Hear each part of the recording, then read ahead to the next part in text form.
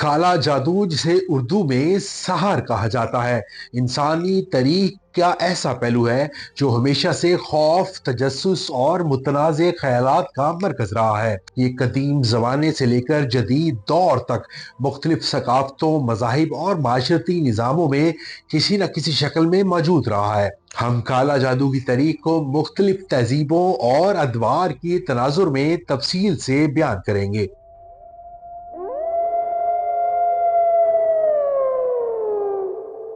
ابتدائی تہذیبوں میں کالا جادو۔ مصر کی تہذیب میں کالا جادو کیا حیثیت اختیار رکھتا تھا، آئیے آپ کو بتاتے ہیں۔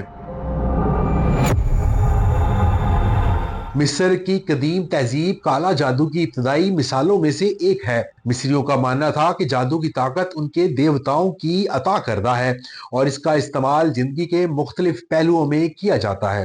مومیائی کرنے کے دوران جادوئی منتر پڑھے جاتے تھے تاکہ روح کو محفوظ کیا جا سکے، اور اس کام کے لیے دیوی آئسس کو جادو کی ماہر سمجھا جاتا تھا، اور اس سے منسوب کہانیوں میں جادو کے استعمال کا بہت زیادہ ذکر ملتا ہے۔ دوسری طرف ہم دیکھتے ہیں کہ بابلی تہذیب میں اس کی کیا حیثیت تھی۔ بابلی تہذیب میں جادو کو خیر اور شر دونوں کے لیے استعمال کیا جاتا تھا۔ بابلی کتابیں جادو کے منتر اور رسومات کا ذکر کرتی ہیں۔ جنات اور اسیبوں کا ذکر بابلی تاریخ میں عام ہے۔ اب چلتے ہیں ہندوستان کی طرف اور وہاں دیکھتے ہیں کہ جادو کیا حقیقت رکھتا ہے۔ ہندوستان میں جادو کی تاریخ ویدوں سے منسلک ہے۔ اتھرو وید میں جادو اور تعویذات کا ذکر کیا گیا ہے۔ تانترک رسومات کا آغاز بھی ہندوستان میں ہوا، جہاں جادو کو روحانی طاقتوں کے حصول کے لیے بہت زیادہ استعمال کیا جانے لگا۔ یونانی اور رومی تہذیبوں میں کالا جادو فلسفیانہ اور روحانی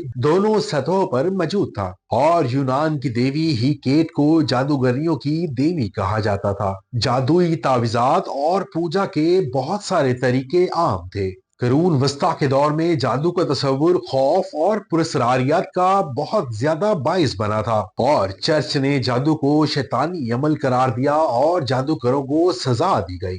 وچ ہنٹ اس دور میں ہزاروں افراد کو جادوگر قرار دے کر مارا گیا۔ اور اگر دوسری طرف اسلامی تہذیب میں جادو کو دیکھا جائے تو اسلامی تاریخ میں کالا جادو ایک اہم موضوع رہا ہے، اور قرآن و حدیث میں اس کی مذمت کی گئی ہے۔ اور مزید سورہ بقرہ میں جادو کا ذکر موجود ہے اور اس کے مضر اثرات کا ذکر بھی کیا گیا ہے۔ کچھ لوگ جادو کو ہاروت اور ماروت فرشتوں کے علم سے جوڑتے ہیں جو انسانوں کو آزمائش کے لیے دیا گیا تھا، اور خلافت عباسیہ کے دوران بغداد میں جادوگر اور عاملین موجود تھے۔ جادو کے خلاف علماء نے بہت ہی سخت موقف اپنایا ہوا ہے۔ بر صغیر پاک و ہند میں جادو اور سحر کی جڑیں بہت گہری ہیں۔ تانترک رسومات میں کالا جادو ایک اہم پارٹ ہو رہا تھا، اور دوسری طرف مغل دور میں بھی عاملین اور جادوگروں کا بڑا اثر و رسوخ تھا۔ عوام میں جادو کے اثرات اور اس سے بچاؤ کے لیے مختلف رسومات بہت زیادہ عام تھیں۔ تعویذات اور جنتر منتر کا استعمال عام ہو گیا تھا۔ آج کے دور میں کالا جادو کا تصور روایتی اور جدید دونوں شکلوں میں موجود ہے۔ آج کل تو میڈیا اتنا تیز ہے کہ انٹرنیٹ نے جادو کی رسومات اور عاملین تک رسائی کو بہت عام بنا دیا ہے، اور دوسری طرف فلموں اور کہانیوں میں کالا جادو کو سنسنی خیز انداز میں پیش کیا جاتا ہے۔ دوسری طرف سائنسدان جادو کو نفسیاتی اثرات کا نتیجہ سمجھتے ہیں، اور جادو کے اثرات کو پلیسیبو ایفیکٹ سے جوڑا جاتا ہے۔ کالا جادو کی تاریخ انسانی تہذیب کے مختلف ادوار میں مختلف انداز میں پیش کی گئی۔ یہ خوف، عقیدے اور انسانی تجسس کا مظہر ہے۔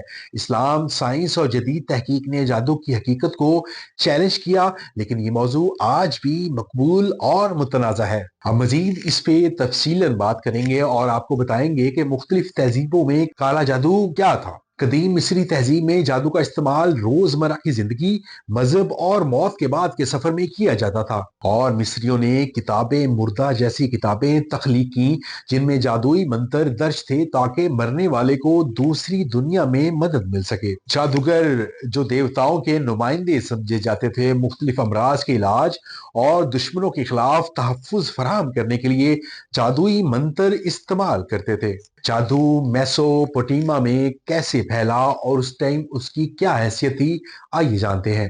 میسوپوٹیمیا میں جادو دیوتاؤں اور جنات کے درمیان ایک پل کا کردار ادا کرتا تھا۔ بابل میں لیلیس اور دیگر شیطانی جنات کا ذکر ملتا ہے جنہیں قابو پانے کے لیے جادوئی رسومات کی ضرورت ہوتی تھی، اور آج بھی بابل کی مٹی کی تختیوں پر جادو کے مختلف طریقے درج ہیں جنہیں آج بھی آثار قدیمہ میں دریافت کیا گیا۔ زیادہ دور نہیں، ہمارے ساتھ ہی ہندوستان میں ہندوستانی تہذیب میں کالا جادو کیا افیکٹ رکھتا تھا، یہ جانتے ہیں۔ ہندوستان میں جادو کی تاریخ ہزاروں سال پرانی ہے اور ویدوں اور اپنشدوں میں اس کا ذکر ملتا ہے۔ اتھرو وید اس کتاب میں جادو کے منتر اور تعویذات شامل ہیں جو بیماریوں کا علاج، دشمنوں کو نقصان پہنچانے یا محبت جیتنے کے لیے استعمال ہوتے تھے، اور تانترک مذہب میں جادو کو روحانی طاقت کے حصول اور ماورائے دنیا کے ساتھ رابطے کے لیے استعمال کیا جاتا تھا۔